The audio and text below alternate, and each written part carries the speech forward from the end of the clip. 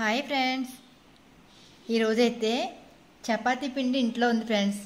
పొద్దున్న కలిపి పెట్టుకున్న పిండి కొద్దిగా ఉంటే ఫ్రిడ్జ్లో, దాంతో చపాతీ అయితే చేస్తాను. అది కూడా కోవా వేసి చపాతీ. ఇదిగోండి కోవా. మొన్న బర్త్డే పార్టీకి వెళ్తే కోవా ఇచ్చారు మాకు. పిల్లలు ఏమో తింటలేదు ఫ్రెండ్స్. సరే ఎలాగైనా వాళ్ళతో తినిపించాలని ఇలా చపాతీలు వేసి చేస్తున్నాను ఫ్రెండ్స్. చూడండి, ఇలా ఉంది కదా కోవా. చపాతీ చేసి చూడండి. దీన్ని ఇలా పెట్టుకుని మధ్యలోకి ఫోల్డ్ చేసుకొని ఎలాగైనా వాళ్ళకి పెట్టాలనుకోండి, తెలియకుండా పెట్టాలన్నమాట. మనం ఇలాగా కోవా వేసినట్టే తెలియకుండా కొంచెం పిండిలో ఇలా ముంచుకొని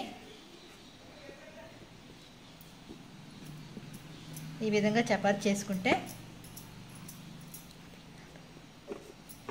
ప్యాన్ అయితే పెట్టాను చూడండి.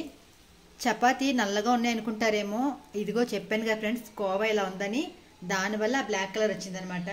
కానీ టేస్ట్ మాత్రం చాలా బాగుంటుంది. ఒకసారి ట్రై చేయండి ఫ్రెండ్స్ మీరు కూడా. ఎందుకంటే దీంట్లో సాస్ కూడా వేసుకున్నాం చూడండి. ఒక్కోసారి కెచప్ వేసుకుంటాం, జామ్ వేసుకుని తింటాం కదా, అలా ఏమీ అక్కర్లేకుండా ఇలా చపాతీ చేసుకున్నాను కోవాతోటి. బాగుంటుంది. కోవా వేస్ట్ అవ్వదు, అలాగే చపాతీ కూడా తిన్నట్టు ఉంటుంది. పిల్లలు ఎక్కువ స్వీట్ తినడానికి ఇష్టపడరు కదా ఫ్రెండ్స్. అలాంటప్పుడు ఇలా పెట్టామనుకోండి చాలా బాగుంటుంది అనమాట. ఒకసారి మీరు కూడా ట్రై చేయండి. అలాగే మన ఛానల్ ఏమైనా ఫస్ట్ టైం చూస్తే మాత్రం ప్లీజ్ సబ్స్క్రైబ్ చేసుకోండి, లైక్ చేయండి. Thank you for watching. Chapati అయితే ఏగిపోయింది చూడండి. ఇదిగో సర్వింగ్ బౌల్లో ప్లేట్లో తీసేసుకున్నాం. కోవా చపాతీలు అండి, చెప్పాను కదండి నల్లగా ఉన్నాయనుకుంటారేమో, ఇది లోపల కోవా వల్ల అలా రంగు వచ్చింది.